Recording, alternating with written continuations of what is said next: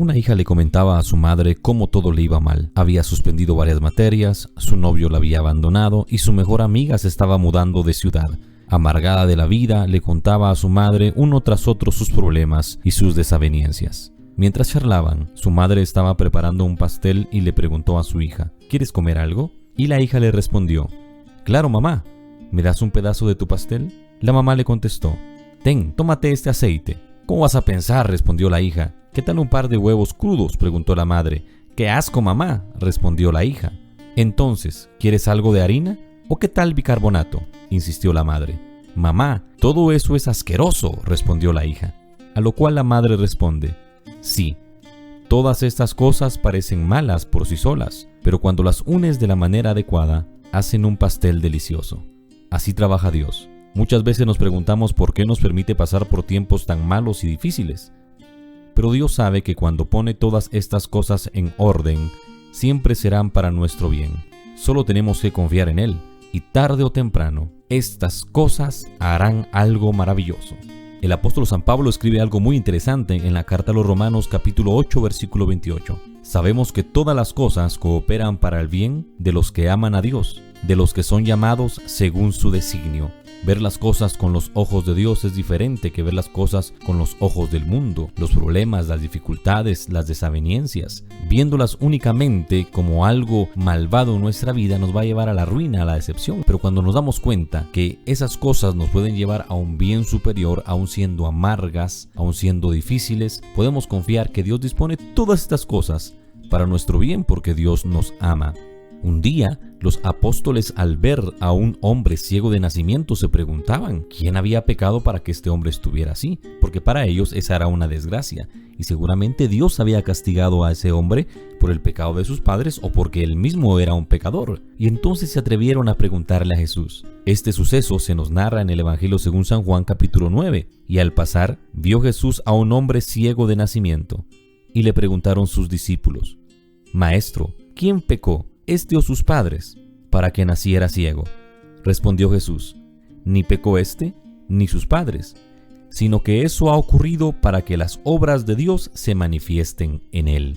Los apóstoles buscaban culpables, pero Cristo sabía cuál era la voluntad del Padre. En ese hombre, ciego de nacimiento, se iba a manifestar la gloria de Dios.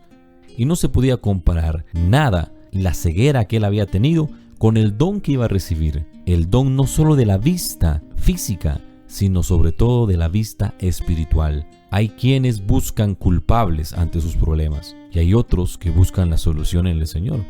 ¿A quién de los dos nos parecemos nosotros?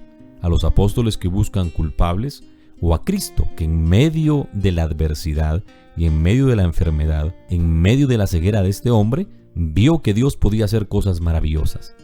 Y es que Dios permite cosas malas, porque de esas cosas malas saca un bien más grande que el mal que permitió. Es decir, no convierte en pecado en bondad, sino que en su divina providencia, a través de los actos y a través de las consecuencias, podemos nosotros aprender que sin Dios no valemos nada. Y entonces ese problema, esa enfermedad, esa adversidad que nos hizo acercarnos a Dios, nos trajo bienes maravillosos. No porque lo malo se haya convertido en bueno, sino que aún detrás de esas cosas malas, Dios tenía algo mucho mejor para nosotros, porque en su divina providencia, Dios nos ha predestinado para la salvación. Qué maravilloso ver así nuestra vida y darnos cuenta que muchas cosas que Dios permite es para que la obra de Él se manifieste en nuestra vida, para que su amor y su misericordia sean patentes ante nuestros ojos y que nos demos cuenta que Dios nunca abandona a sus hijos. Uno de los personajes que más sufrió, según lo relata la Sagrada Escritura, fue Job, que en un día perdió todo lo que poseía y también perdió a sus hijos. Y se enfermó gravemente, tenía la enfermedad de la lepra. Todo el libro de Job nos narra el sufrimiento que este hombre tuvo y 3 de sus amigos que llegaban a decirle: tú algo hiciste, pecaste y por eso estás pasando por esas cosas. Y en algún momento Job también se interpeló y le preguntó a Dios. Y entonces Dios le responde. Al escuchar la respuesta de Dios, Job se arrepiente. Y entonces en el capítulo 42 del libro que lleva su nombre, el libro de Job, en el versículo número 1, leemos: y Job respondió a Yahvé: reconozco que lo puedes todo y que eres capaz de realizar todos tus proyectos. Hablé sin inteligencia de cosas que no conocía, de cosas extraordinarias superiores a mí, Yo te conocía solo de oídas, pero ahora te han visto mis ojos. Job tuvo que pasar por el sufrimiento, siendo un hombre justo, pero aquí él mismo confesó: yo solo te conocía de oídas, pero ahora te han visto mis ojos. No los ojos materiales, sino los ojos del Espíritu. Qué maravilloso decir después de las tribulaciones: Señor, yo te conocía de oídas, pero ahora te conozco tal como tú eres. Ahora conozco tu amor y tu misericordia y me doy cuenta que esas cosas que permitiste han desembocado en un bien mucho mayor al mal que tú permitiste.